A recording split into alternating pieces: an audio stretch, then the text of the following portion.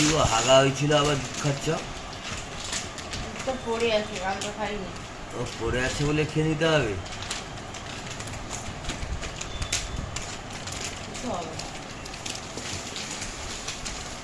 উল্টো পাল্টা খেতে হবে। সব ক্লিয়ার হয়ে যায় বল। ভেগে চেরকেও আবার দুধ কম খায়। হ্যাঁ, বাজে কথা বলবে না।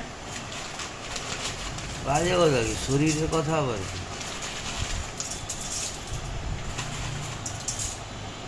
কি বলবো তোমাকে, দুঃখ লাগে। তুমি খাও। এটা তো বেশ বড় বড় চিংড়ি, কি হবে? চিংড়ির পোলাও হবে।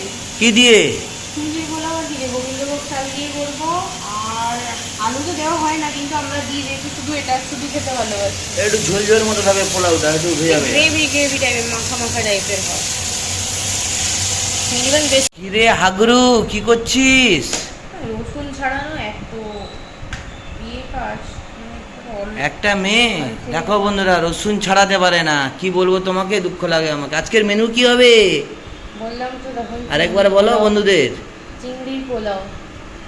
শঙ্করকে একবার খাইয়েছিলাম বিয়ের আগে, খুব পছন্দ হয়েছিল, অনেকদিন থেকে বলছে। না গো বন্ধুরা, পছন্দ হয়নি, তখন বিয়ে হয়নি তো একটু বলতে হয় বলেছি। আজকে দুপুরবেলা দেখাবো, আজকে দুপুরবেলা দেখাবো তুমি কিরম খাও। তুমি কিরম খাও সেটা দেখাবো। হাগা ভালো হয়েছে? হয়নি তো। 3 দিন আগে নিয়ে আবার শুনছি।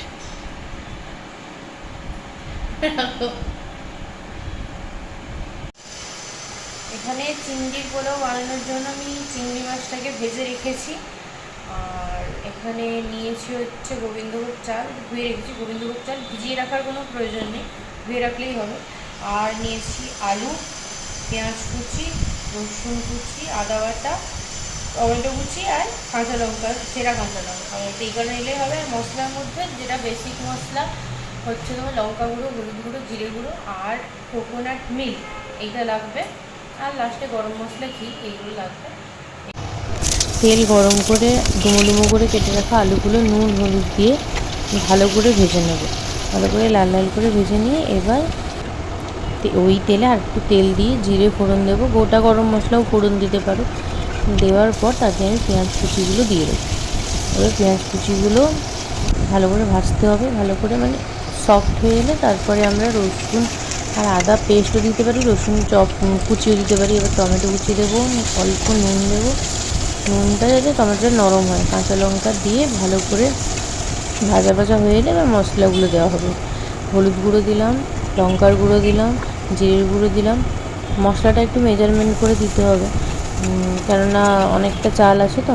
তারপরে জল দিয়ে নুন দিয়ে দিয়েছি, তারপরে জল দিয়ে ভালো করে কষতে হবে। কষা হয়ে গেলে তেল ছেড়ে গেলে এবার ভেজে রাখা আলু আর ভেজে রাখা চিংড়ি মাছগুলো দিয়ে দিতে হবে। এবার এই আলু আর চিংড়ি মাছটা দিয়ে ভালো করে কষতে হবে, অল্প জল দিয়ে কষবো। এবার কষা হয়ে গেলে তেল ছেড়ে গেলে যে চালটা আমি বাটি মেপে নিয়েছিলাম, 1 বাটি মতো নিয়েছিলাম, বড় দেখে একটা বাটির 1 বাটি নিয়েছিলাম, চালটা দিয়ে দিলাম। সেই বাটি মেপেই 1 কাপ 1 বাটি জল, গরম জল আর 1 বাটি দুধ, নারকেলের দুধ দিতে হবে। তারপর চেরা কাঁচা লঙ্কা দিয়ে ঢাকা দিয়ে দেবো। 10 মিনিট মতো লো ফ্লেমে একদম ঢাকা দিয়েছিলাম। তারপর ঢাকা খুলে গরম মশলার বাটার, ঘিও দিতে পারো, ঘি দিলে বেশি টেস্ট হয়। আমার কাছে ঘি ছিল না বলে আমি বাটার দিয়েছি। এটা দিয়ে গ্যাস বন্ধ করে আরও 10 মিনিট রেখে দিয়েছি। তারপরে একদম রেডি হয়ে যায়, খেতে খুব ভালো হয়। আরও আমি দই দিতে পারিনি কষার সময়। হয়ে গেছে, এবার আমি আর সংকোচ খেতে বসবো। মামনির খাওয়া হয়ে গেছে, বাবা তো অফিস চলেই গেছে, বাবা পরে টেস্ট করবে, রাত্রিরে আসলে। এবার আমি আর সংকোচ দেখবো। রান্না তো অনেকক্ষণ শেষ হয়ে এসে তখন তো গিয়ে বললাম, বসে কাজু খাচ্ছিলাম পেছনে লাগে। এবার খাবার বাড়ছি, আমি আর সংকোচ খেতে বসবো। সংকোচটা দিয়ে দিয়েছি, এবার আমি যাবো। খাও খাও খাও, শুধু ঠুসে যাও, খেতে খেতে রোগা নয় মোটা হও। সবাই এত খেতে বারণ করছে, প্রচুর খাচ্ছে। খাওয়াই জীবন, খাওয়াই ধর্ম, খাওয়াই সব। আলু পাচ্ছি না বলে মাথা গরম প্রচুর। আমি শুরু করে দিলাম রেকর্ডিং অফ করে। মোটামুটি তো ভালো গন্ধ উঠেছে। চিংড়ি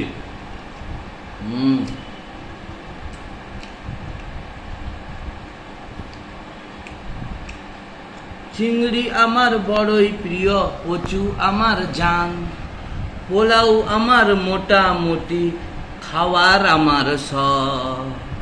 খেয়ে যাও। চিংড়ি মাছটা এত ফ্রেশ ছিল, চিংড়িটা পোলাওটা খুব সুন্দর হয়েছে। মানে দই দেওয়া কথা ছিল, দই দিইনি, তাও দারুণ হয়েছে। ঘি দিইনি, ঘিয়ের বদলে বাটার দিয়েছিলাম।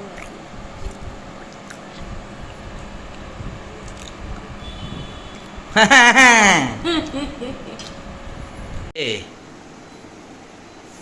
ঘুরতে বেরোবো, মানে কিছু কেনাকাটাও আছে, আর একটু বাইরে বেরোবো।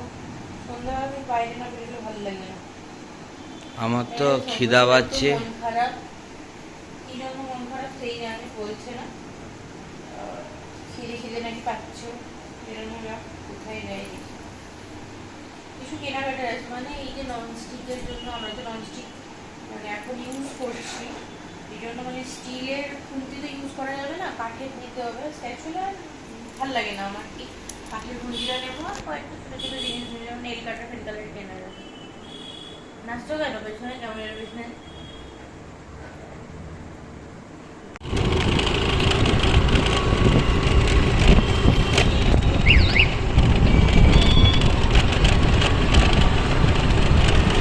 আমরা বেরিয়েছি অনেকক্ষণ, কেনাকাটা ছিল, সবই খুন্তি টুন্তি সবই কেনা হয়ে গেছে।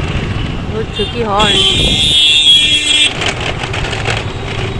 আর সেগুলো আর দেখানোর সুযোগ হয়নি। ঘিরে কোথায় যাচ্ছি জানি না, অনেক গাড়ি জানি না, এই জন্য ঘুরে ঘুরে যাচ্ছি, সোজা রাস্তা চলে আমরা বাঁকা রাস্তায়।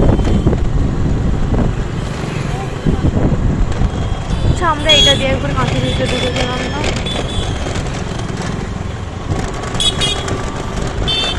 সোজা হচ্ছে দীঘা।